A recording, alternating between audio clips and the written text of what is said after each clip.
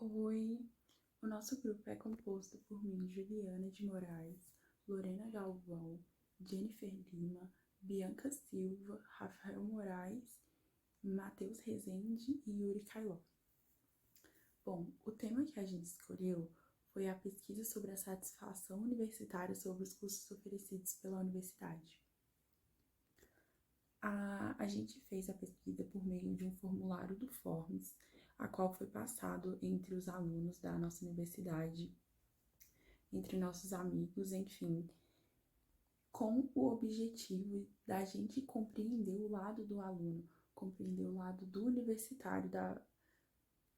A pesquisa ela tem como objetivo entender sobre o que motivou os alunos a escolher o curso que eles fazem atualmente, entender se eles estão gostando daquele curso,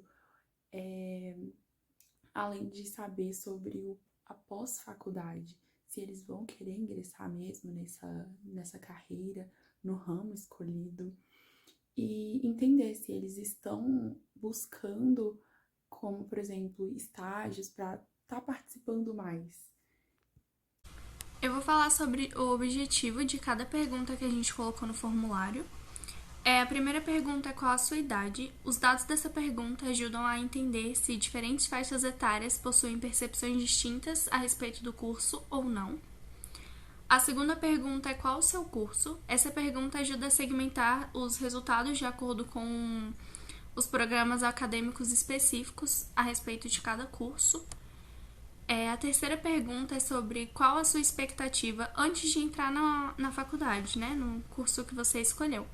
Essa pergunta ajuda a gente a compreender as percepções iniciais e motivadoras que influenciaram a escolha do curso de cada um.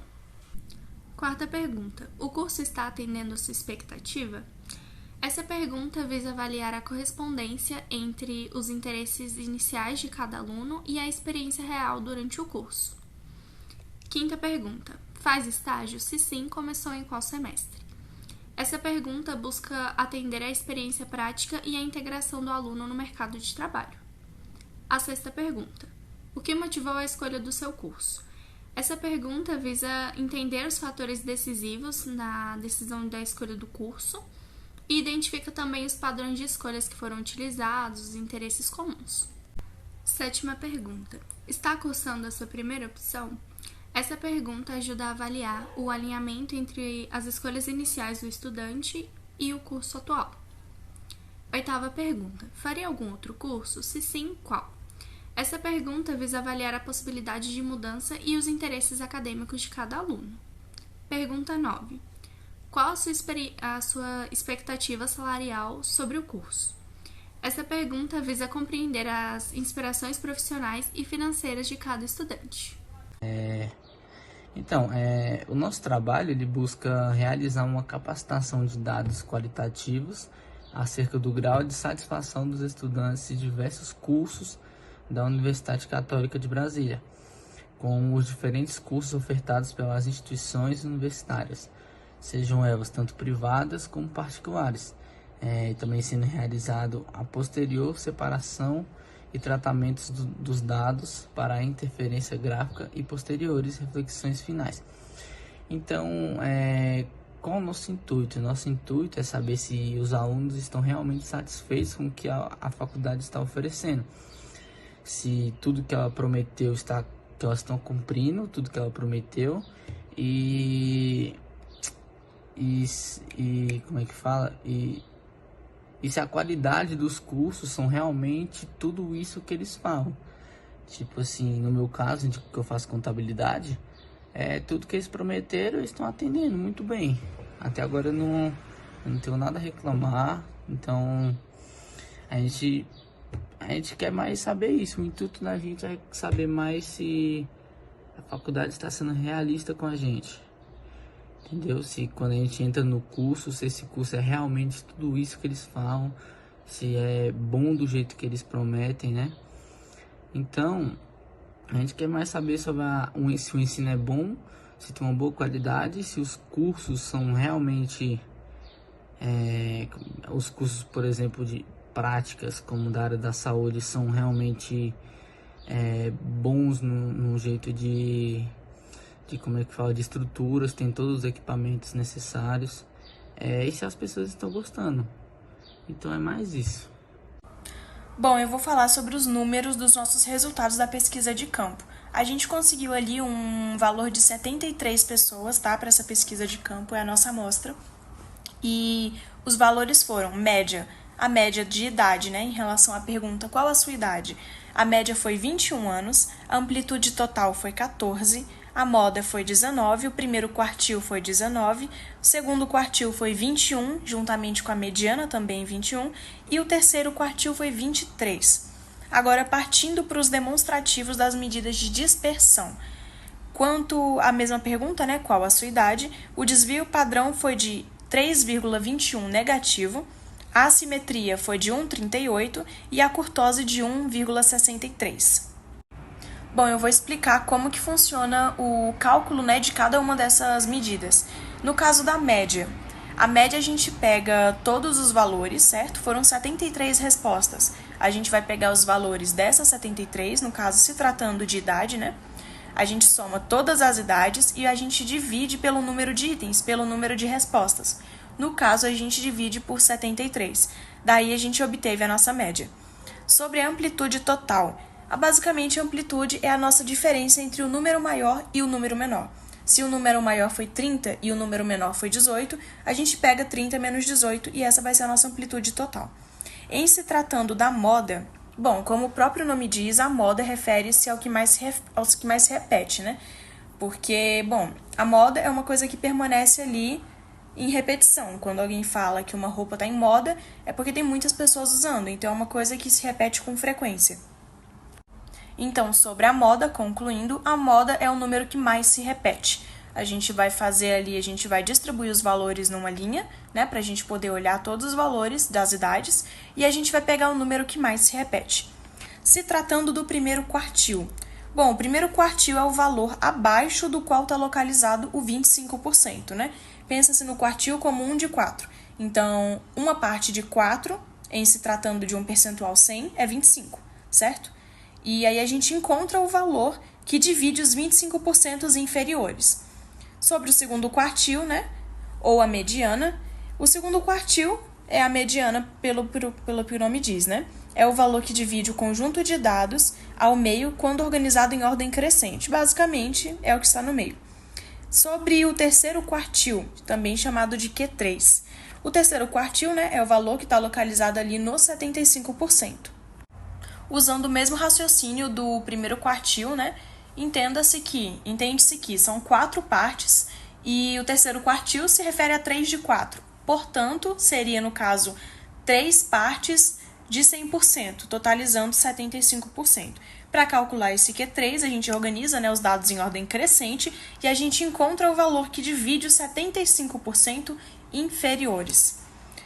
Bom, se tratando das outras medidas de dispersão, a gente tem desvio padrão, que o desvio padrão ele se trata de uma fórmula mais complexa do que as anteriores que eu citei. Só que, se organizado com paciência e feito direitinho, ele dá o resultado certo. O desvio padrão, ele indica quantos dados se afastam da média, né? Quantos dados ele tem realmente tem aquele desvio do padrão. Bom, para calcular, né, é basicamente a raiz quadrada da variância. Bom, a variância é a média dos quadrados das diferenças entre cada valor e a média. Deixando isso de forma mais simples, se um valor está lá, a gente vai usar todos os fatores, certo? Todos os números. Vamos supor uma idade de 19 anos. A gente vai pegar 19, subtrair da nossa média que a gente encontrou anteriormente, elevar tudo ao quadrado, né? E no caso a gente vai fazer isso com todos os números. No caso, a gente vai tirar a raiz quadrada de todos esses números aí. A gente faz a multiplicação, faz a soma, a subtração também entre eles. E fica dessa forma, no caso. Vamos dar um exemplo. Abre parêntese, 2, que é um valor n, menos 5, que é a média. Elevamos ao quadrado. Somamos com o próximo fator. Vamos supor 4 menos a média 5. Eleva ao quadrado e faz isso com todos os números. Coloca eles dividindo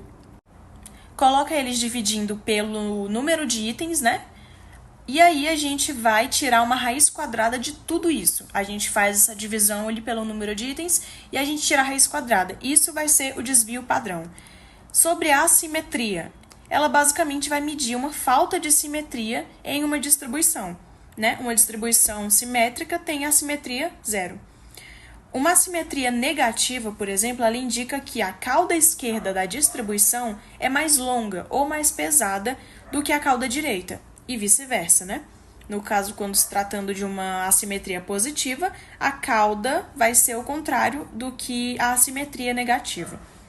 A fórmula. Bom, não existe somente uma fórmula, tá? Mas a mais comum é a de Pearson, que é para assimetria, né? A gente pega ali um valor n, média menos a mediana, sobre o desvio padrão. Sobre a curtose. Bom, sobre a curtose, né, que é a nossa última medida, ela vai medir a forma de distribuição dos dados, literalmente a sua forma, porque ela pode ser muito mais achatada ou muito mais pontuda. Pode ter uma forma arredondada ou uma forma pontuda. Ela é em relação a uma distribuição normal, que a gente supõe, né? Uma distribuição com uma curtose positiva, ela vai ter caudas pesadas e com picos mais altos do que a distribuição normal, enquanto distribuições com curtose negativa têm caudas mais leves e com picos mais baixos. Então, basicamente, a positiva ela vai ser bem alta, com uma distribuição dessa forma, pesada, e a nossa negativa ela vai ser mais leve, como se fosse uma montanha mais plana. A fórmula, né, calculada como a média dos desvios elevada à quarta potência. Na outra fórmula era elevada a 2. Nesse caso vai ser elevada à quarta potência, normalizada, né, pelo quadrado do normalizada, né, pelo quadrado do desvio padrão. Eu acho que tinha cortado no outro vídeo. Essas medidas, né, adicionais e as essenciais, juntamente com todas essas que eu falei, média, mediana, desvio padrão, todas elas ajudam a fornecer uma visão mais completa da distribuição de dados. Ela vai incluir informações sobre tendência central, dispersão, simetria, forma de distribuição. Quando se trata de estatística e probabilidade, essas medidas são muito importantes, de full importância, porque com elas a gente consegue tomar uma decisão em meio a uma situação, em meio a um exercício, em meio a qualquer coisa da nossa vida. Então, essas medidas realmente elas são muito importantes para a gente poder tomar decisões racionais, né? Sobre uma empresa, sobre uma vida, sobre uma questão. Bom, e foi por meio dessa pesquisa que a gente pôde concluir que a maioria dos alunos da nossa universidade, eles escolheram ingressar nos cursos por influência própria, um gosto, uma vontade, mas teve sim alunos que ingressaram somente para agradar os pais ou está fazendo só um curso mesmo. Além disso, a gente conseguiu notar a faixa etária que está entre 18 e 22 anos. Também a gente conseguiu perceber a quantidade de pessoas que fazem estágio, e isso é uma coisa muito importante, porque estágio já é um começo para a sua vida profissional, e a grande maioria também já exerce essa função. Além de também entender que muitos dos alunos têm sim uma pretensão de continuar nessa profissão escolhida pós-faculdade, pós-formatura, e muitos também já têm uma pretensão salarial muito boa, com base, né, na sua profissão, que é diferente para cada curso, para cada escolha, né? Então, a base salarial nem sempre é igual, mas a gente conseguiu notar que boa parte dos alunos está acima do que a gente esperava.